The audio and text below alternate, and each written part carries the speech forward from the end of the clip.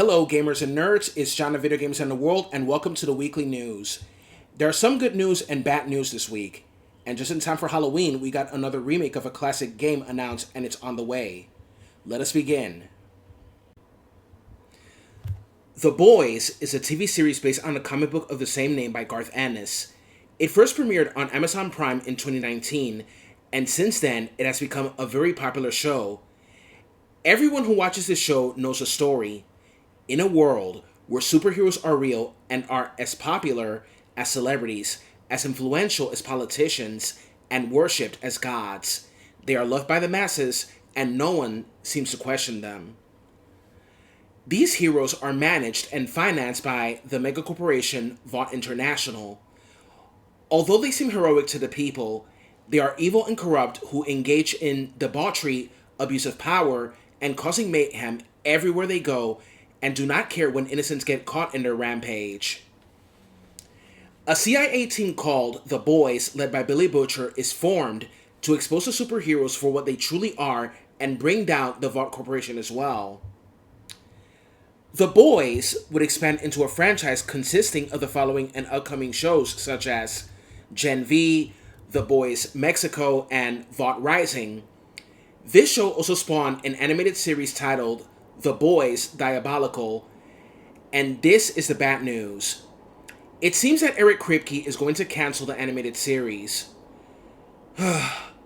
What a total bummer, because I liked the animated series as it expanded the universe of the series, and I liked how they had different styles of animation resembling Warner Brothers cartoons, Japanese anime, and even Garth Ennis wrote one of the episodes, which is extremely cool.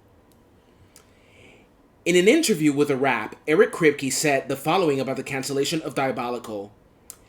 "I don't think there's going to be a season 2 of Diabolical," Kripke said. "It's not for lack of us pushing.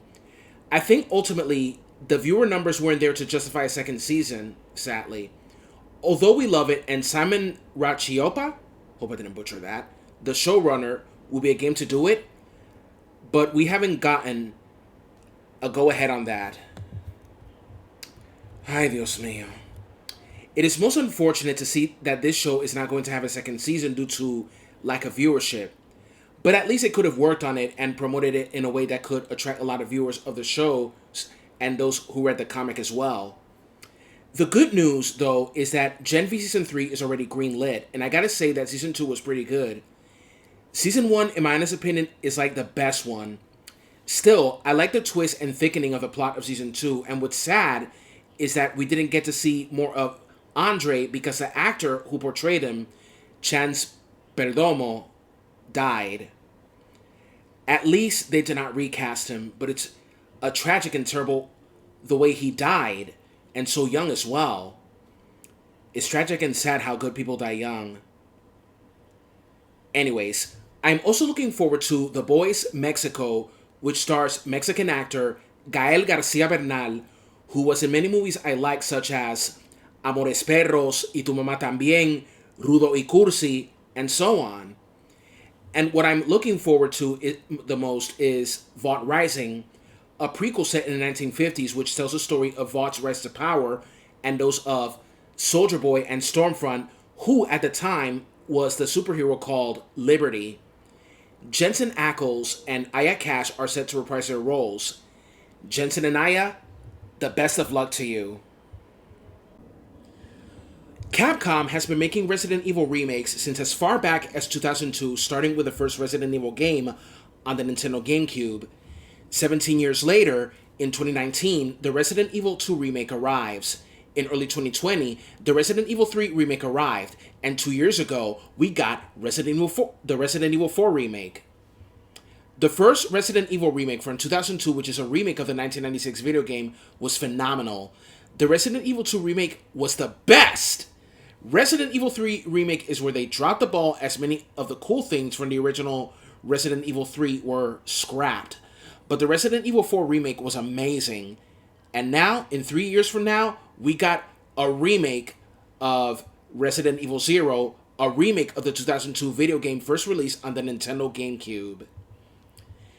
As the prequel to the main series, Resident Evil Zero centers on Rebecca Chambers, a rookie officer of the Raccoon City Police Department Special 14 called STARS, and she's part of the Bravo team. It was the time when those grisly cannibalistic murders occurred in the Arklay Mountains. While entering a train, she discovers that it is infested with zombies and monsters.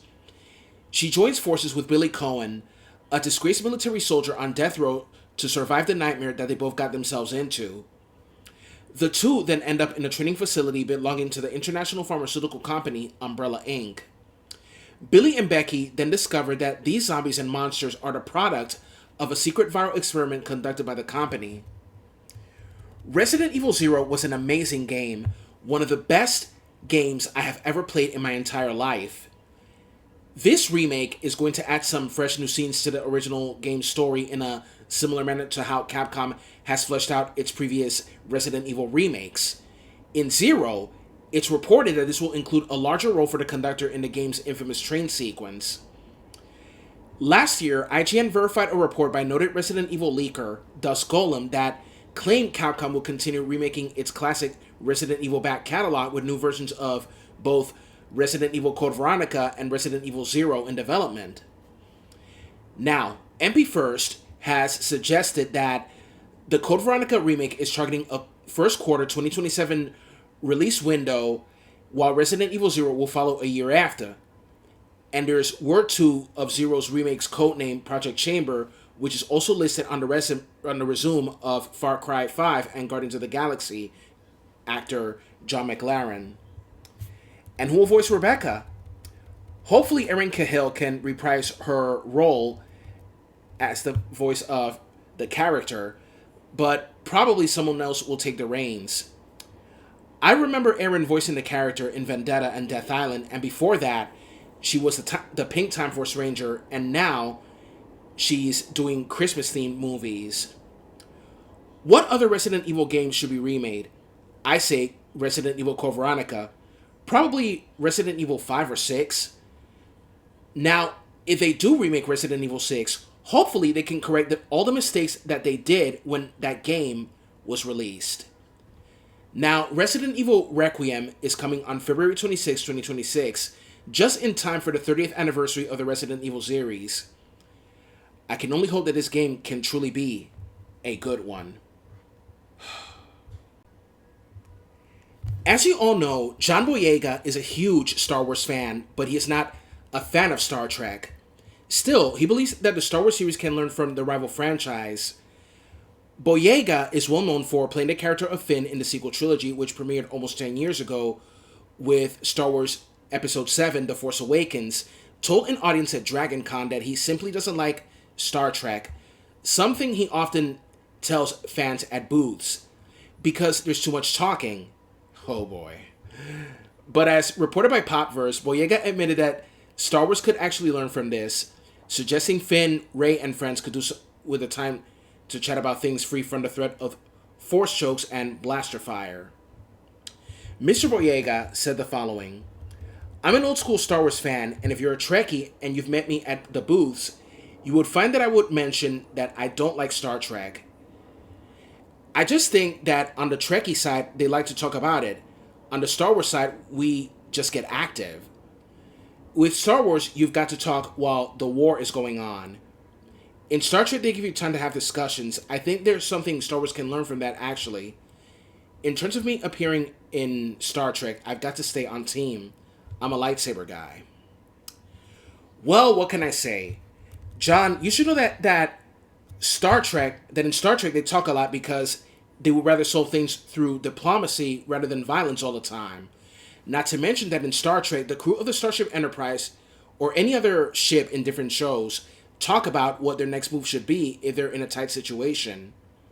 It's not always shooting and blowing up things. Gene Roddenberry, the creator of this franchise, which turns 60 next year, had a vision of a utopian and humanistic society where diplomacy and intellectual problem solving are valued above using violence.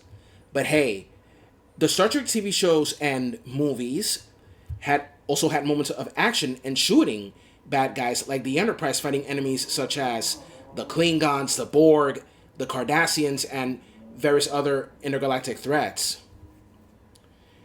Although I'm more of a Star Wars guy, and not a huge Trekkie, I love Star Trek as well.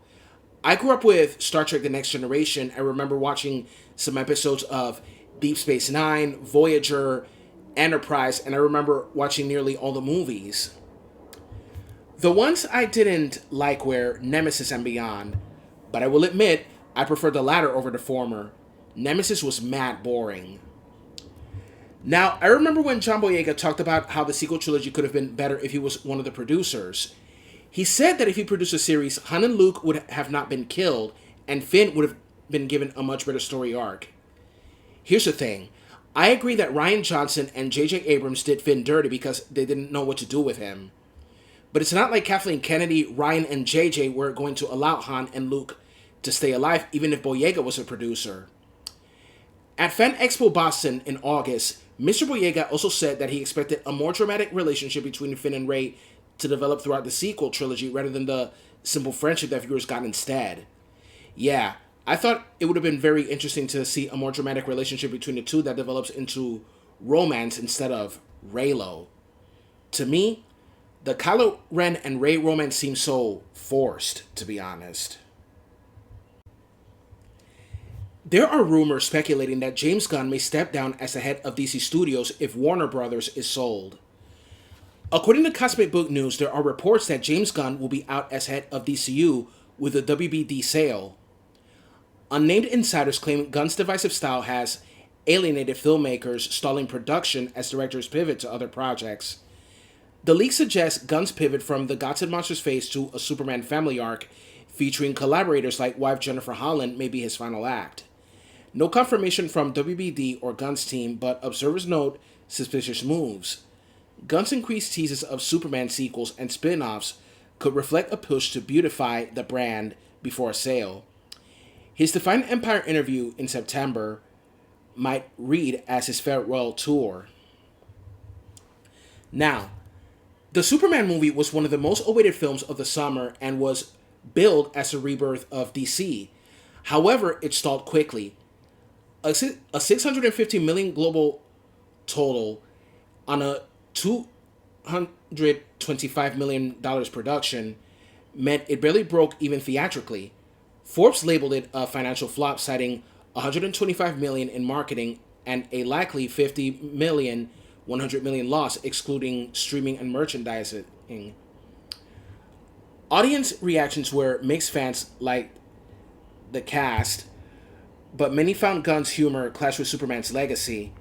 Variety noted its uneven tone, and its B-Cinema score hinted at weak legs.